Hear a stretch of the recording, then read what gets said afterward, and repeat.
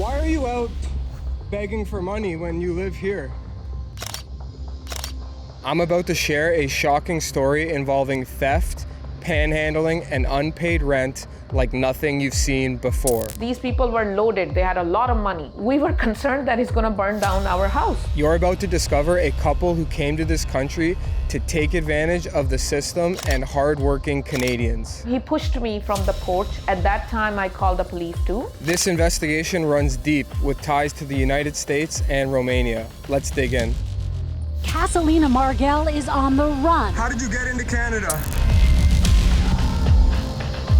Lincoln J reporting for Rebel News. Now, some of you may have seen this photo that was circulating around social media earlier this year in January 2025. It shows a group of women accused of stealing from a family-run variety store in Hamilton, Ontario. I visited this store and spoke with the owner, who is still traumatized by the events that occurred that day, and he did not want to come on camera. He's a very nice man, but sadly, he confirmed everything that was stated in this Hamilton police report. According to the report, a group of women entered the store. While some distracted staff, others went upstairs into the office and stole valuable personal items. Shockingly, one of the thieves bit a staff member during the ordeal.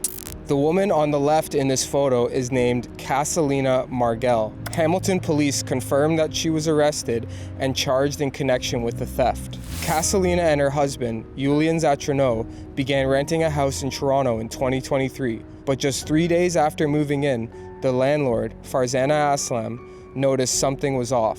Rent payments stopped, the property was being damaged, and soon Farzana discovered that Casalina was panhandling on the streets.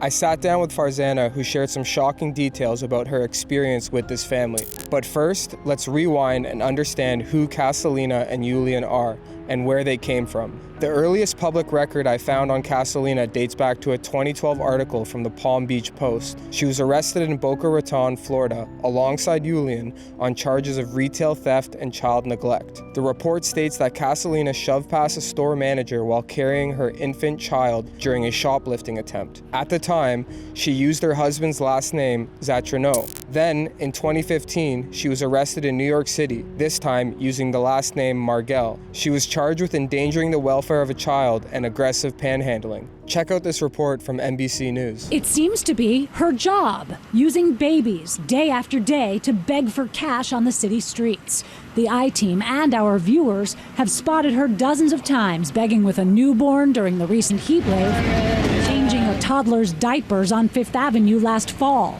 Now the I-Team has learned her name is Casalina Margell. MTA officials alerted the I-Team that the MTA police arrested her yesterday after a concerned homeless outreach worker pointed her out on the sidewalk with a 2-month-old baby boy near Grand Central. Just a few months later, NBC reported that Casalina was on the run after failing to appear for her court date. The I-Team has learned Casalina Margell is on the run after being arrested in August and charged with child endangerment for begging on the sidewalk with a newborn. Margell pleaded not guilty and told law enforcement that was the first and only time she had begged with a child. But the I-Team and our outraged viewers documented dozens of other examples during the heat wave this summer, even changing a toddler's diapers on Fifth Avenue last fall. We saw Margell working as part of an organized group, which commuted together to and from Manhattan with their children, refusing government help. It appears that Casalina and Julian may have been granted asylum in Canada sometime after this arrest. Court documents explain that on June 19, 2022, Julian was intercepted by U.S. Border Patrol near Hogansburg, New York, along the St. Lawrence River, very close to the Canadian border. He was with several Romanian nationals who had entered the U.S. illegally from Canada. According to court records, the couple originally came to America from Romania. During Julian's time in the U.S., he was arrested multiple times, including in Florida and Ohio. Despite this, he was allegedly granted asylum in Canada in 2019. He initially applied for asylum in the U.S., but due to delays in the process, he decided to go to Canada. His lawyer also stated that while living in Canada, he missed his U.S. asylum court date and was therefore not allowed to re-enter America.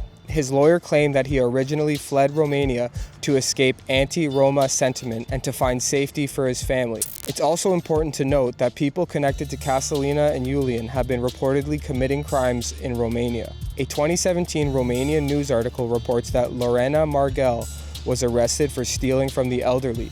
She shares the same last name and may be related to Casalina. The article also claims that Lorena was arrested alongside Casalina and Iulian in Boca Raton, Florida. This raises the question, were they really fleeing Romania for safety, or was it for something else?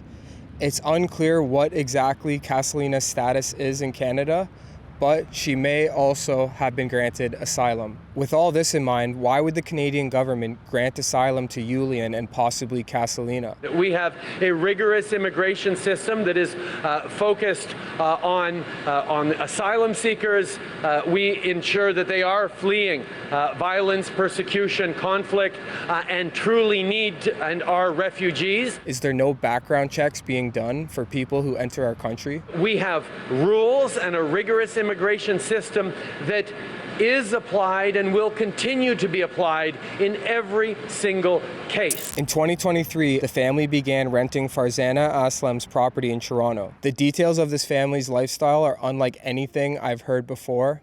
Now, let's hear from Farzana herself, the landlord who lived this nightmare. So my name is Farzana. My husband and I, we rent one of our property. We had a unit posted for rent, and then Casalina's husband showed up with his wife and 2 kids. So they came in, they saw the house, and then when they were leaving, Julian, he turned back, he sat down in my husband's feet and he started crying. And then we start asking him question, what happened? He just kept repeating, please give me the house, please give me the house. But he also kept saying he's getting a good amount from the social assistant. He said around $3,000 in rental and then around $4,000 in child support benefit. So the family was getting the maximum child benefit. I think it also involves some kind of federal benefits too. He kept repeating, I've never seen a God. That's how, he fooled people, that I've never seen a God, but I've seen you now. So he had 2 kids with him, and slowly he brought 2 more younger kids from the van. I think they were having a nap. And Casalina, she pretended she doesn't speak English. She kept saying Muslim are good people. So he sent me his IDs. And he also sent me bank statement from TD and Royal Bank both. And he also told us in our initial meeting too that he fixed cars. So he get cash money from that too. We got overwhelmed because the way he cried and the way he screamed and the way he would sit down on the ground, it was very hard to get information out of him. When did you notice things were off? 3rd day. We had a new family in the basement unit. They start complaining very early on that these people are very loud. He also texted me one of the bedroom door came off. We had a brand new kitchen. I think somebody took a knife and scratched the cabinets. They broke the glass windows. He used to pour water down the heat vents into the basement unit, holes in the walls. They would eat on the porch and they would throw bones in the driveway and also in the front yard. Anything you could think of, they were doing it. They brought ACs, they brought fans. These people were loaded. They had a lot of money. We were concerned that he's gonna burn down our house. We put the cameras on the property, and what he used to do, he would hit or kick the cameras. Garage wasn't part of the lease or the 3-month paper when we gave it to him, but he was storing all the stolen goods in the garage. He broke the lock too. So when we opened the garage, it was always packed with boxes of brand new TVs, and he's calling people to sell those things off. How do you know that the items in the garage, they were stealing them? Because these people were on social assistant. He wasn't working, he wasn't doing anything. Sometimes they would throw stuff at us or spit on us. One time the police came, they warned him, you can no touch the cameras.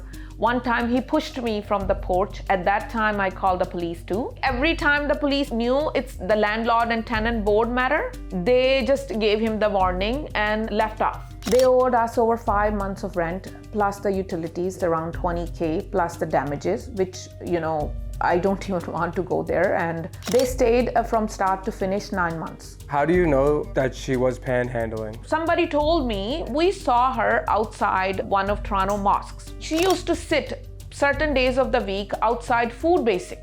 Julian never does that, so it was always Casalina and her younger kids. The family ended up moving out of Farzana's property, and she'll speak a little bit more about that in a minute, but I was able to confirm the location where Yulian and Kasalina currently reside. I had a few questions for them.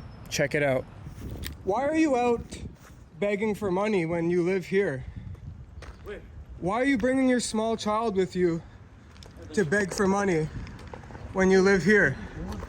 Are you gonna pay back the unpaid rent? How did you get into Canada?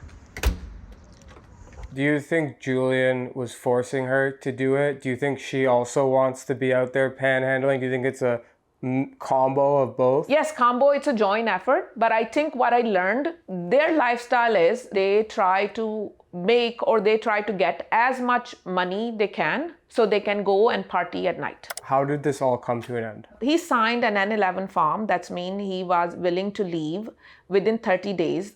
We offered him money. He signed it. And at that time, before he signed it, he found a rental unit too in that area. They even took off the rods, the curtain rods, the screws, any possible thing you could think of, from the house, they took it off. So when he gave the keys to my husband, I was standing there. He looked right into my eyes and he told me, Farzana, you should thank me that you are getting the house back, because we could live here forever and ever, rent-free, utility-free, and there's nothing you could have done. They will do any trick in their sleeves, to get out what they need. He told me, the reason I look people like you, because they're so dumb. You can tell them anything and they would buy it. I feel sorry for their younger kids too, because when you grew up in a certain environment, you think this is how the things are. Are you still in court? No, the hearing was on August 1st. So they didn't show up and their legal representative didn't show up. What was your reaction when you saw that photo from the Hamilton Police Service of allegedly Kasalina with the other woman stealing from the variety store? And how do you know it was her? I used to see Kasalina dress up as Muslim. We saw it and we said, this is Kasalina, because that's one of the scarves she had. That's when we called the police. I was told by the police that she's arrested. I was told, I think, very recently last month. She was arrested in Florida and I think in New York. She was arrested with a newborn baby. And the same baby was used by her in the Taste of Lawrence. So the same 9-year-old boy was sitting with her when I took her pictures. The Florida arrest. This one's interesting because she's using Julian's last name. But then in the other arrests, she's using a different last name. Yes. Why do you think that is? I think she just wanted to hide or protect her identity as much as possible. They were professionals. It's the system needs to change. I went to social assistant. I went to David Smith office, MPP. I met with his assistant in person. I emailed Salma Zahad. I also emailed Doug Ford office. So I went to as many places as I could think of. I thought that these people are there to assist, but it's amazing that for a landlord and tenant board matter, when you have all the evidence, that they all just watch you. I think the system is set to fail people like us. Why is our government allowing people like this to enter our country and rip off hardworking, honest Canadians? So many people today are struggling in Canada. People are working day and night just to get by. And at the same time, you have people like Kasalina and Yulian coming here, taking advantage of the system. I want to end this report by saying I truly feel sorry for the children. They didn't choose this life. Hopefully they can grow up and be contributing members to society and break this cycle. When I contacted the Canadian Border Services Agency, they said they couldn't comment due to the Privacy Act. I also reached out to the Canadian Federal Department of Justice and the NYPD for more information, but have not received a response. This investigation took weeks for me to complete, from digging up all the documents, conducting the interviews, editing the video, and gathering information. It was a lot of hard work, but I'm happy to do it and hopefully raise some public awareness. Thank you so much for watching the video. Visit our website, rebelinvestigates.com. We don't receive any funding from the government, so if you want to support our independent journalism, you can do so through that website, rebelinvestigates.com. And I want to give a special thanks to my colleague, Alexa Lavoie, who helped me uncover some of the information you saw in this video, and to Derwin Johnson, a private investigator with Present Truth Investigations, who helped me confirm the address of Kasalina and Yulian. Thanks so much.